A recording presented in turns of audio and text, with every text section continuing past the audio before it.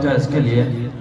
सबसे पहले तो यहाँ पे 4 राज्य के आदिवासी समाज से ये सांस्कृतिक कार्यक्रम में भाग लेने वाले गेर प्रोग्राम और सांस्कृतिक कार्यक्रम में भी भागीदारी लेने वालों को भी मैं धन्यवाद देना चाहूंगा।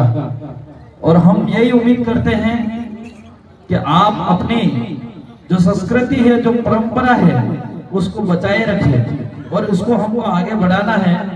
सरकारें कोई भी हो, लेकिन यहाँ पे जहां तक मेरे को जानकारी है, बेणेश्वर के अंदर प्रत्येक एक कार्यक्रम को 5,000 रुपए इनाम दिया जा रहा है। और जो फर्स्ट और सेकंड और थर्ड है, फर्स्ट से 11,000 है और सेकंड 7,000 ऐसा है। तो हमें सरकार की तरफ से तो मिल रहा है, लेकिन इसके अलावा भी हमारे ये जो संस्कृति हम यहाँ पे हमारी परंपरा बताते हैं, ये हमारे गांवों के अंदर भी जीवित रखना होगा। आज हम लोग देखते हैं कई गांवों के अंदर जहां हम लोग यहाँ पे शानदार प्रस्तुति देते हैं, लेकिन गांवों में आज धीरे धीरे खत्म हो रही है। आज ये गेर प्रोग्राम शानदार मैंने देखा। हम छोटे थे तब हमारे होली से पहले 15 दिन पहले हम गेर खेलते थे और 15 दिन ऐसे खेलते थे जो पूरी तरह से शाम को 7 से 10 बजे तक हर गांव के हर फले के अंदर ढोल बजता था और गेर खेली जाती थी। वो परंपरा भी हमारे गांवों के अंदर जीवित रखना होगा। यही हमारे आदिवासियों की पहचान है। धन्यवाद सर। मैं एक और जानकारी चाहूंगा कि जब आज के इस परिवर्तन समय में जब मोबाइल और मीडिया का इतना प्रभाव है, हमारे युवाओं को आप क्या कुछ संदेश देना चाहेंगे कि हमारी न केवल इस संस्कृति के साथ में बल्कि हमारे इस पूरे क्षेत्र में एक अच्छा सा विकास हो, उसके लिए युवाओं की भागीदारी के लिए, क्योंकि सर आप युवा हैं तो विशेष तौर से हम लोग चाहेंगे कि इसके लिए क्या कुछ विचार रखते हैं। देखो, मोबाइल एक ऐसी चीज है, पॉजिटिव भी हो और नेगेटिव भी है। मोबाइल के अंदर बहुत कुछ है जो हम पा सकते हैं, और मोबाइल के अंदर ऐसी बहुत सारी गंदी चीजें भी आती है जो उसको देख के हमारा समाज बिगड़ सकता है, हमारे लोग, हमारे युवा पीढ़ी भी बिगड़ सकती है। तो हम लोगों को हमारे समाज को अच्छा बनाने के लिए और हमारे युवा साथियों से मैं ये कहना चाह रहा हूँ कि मोबाइल के अंदर अच्छी अच्छी चीजें मिलती है। हम लोगों को देश और दुनिया की जानकारी मिल सकती है, हमारे पढ़ाई संबंधित हमें जानकारी मिल सकती है, हमारे इस संस्कृति के बारे में जानकारी मिल सकती है। हमें बहुत कुछ मोबाइल देता है, लेकिन इसी तरह से अगर मोबाइल से जितना हो सके इतना हम ले सकते हैं, लेकिन एक तरफ देखें तो खराब चीजें भी हम जो मोबाइल के अंदर आती है वो नहीं लेनी चाहिए, मेरा मानना है।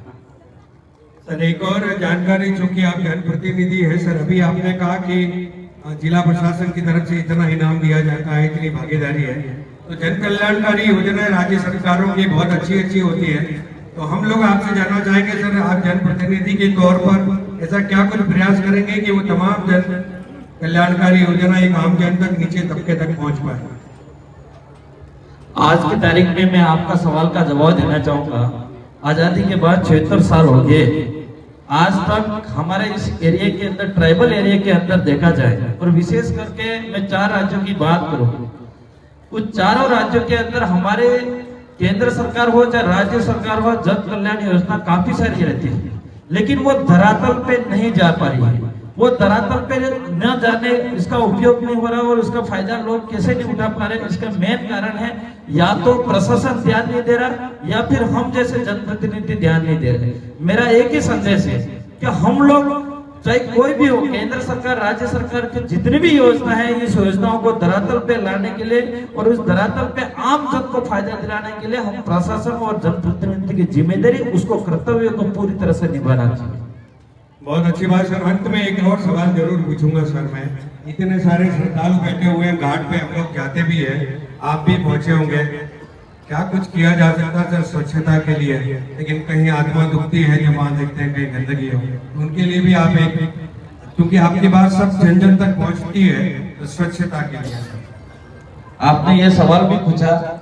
जब उद्घाटन कार्यक्रम हुआ था उसमें मैंने यही बात करी थी कि ये मेला कार्यक्रम है और हम यहाँ पे अच्छा से अच्छा क्या कर सकते हैं, और वहां पे मैंने ये भी कहा था कि इस मंच पे कि मैं इस मेले के लिए मेरी तरफ से जितना हो सके इतना बजट देने के लिए तैयार हूँ, लेकिन अन्य जनप्रतिनिधि भी बैठे थे और उनको भी मैंने कहा था कि आप भी संवैधानिक पोस्ट पे हो, तो जितनी मेरी जिम्मेदारी बनती है इतनी आपकी भी बनती है और आपका भी सहयोग मिलेगा। तो यहाँ इसी मंच से घोषणा होगी तो मैं समझता हूँ इस बेड़ेश्वर एक तरफ से चमकेगा ही।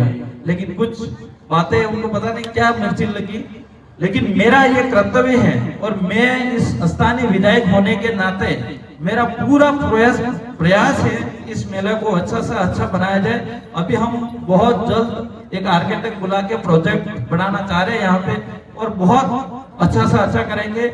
यहाँ पे हमारे जो खुली जमीन पड़ी हुई है, जो आदिवासी समाज ने 100 से 200 1000 2000 रुपए इकट्ठे करके 7 से 8 लाख रुपए का खर्चा करके पूरे झाड़ियां वगैरह सफाई करी और वहां पे मैंने अभी 15 लाख का भवन दिया और एक टंकी भी दी है, 5 लाख की टंकी देना चाह रहा हूँ, ताकि यहाँ पे हमारे पेड़ पौधे लगाएंगे हम लोग, हरा भरा बेड़ेश्वर हो।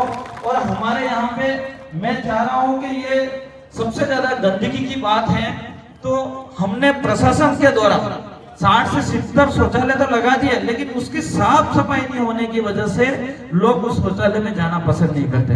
तो हम ये भी चाह रहे हैं कि स्थानीय रूप से उसका कोई समस्या का समाधान निकलेगा तो जरूर उसका अच्छा साफ सफाई रहेगी, ये मेरा मानना है।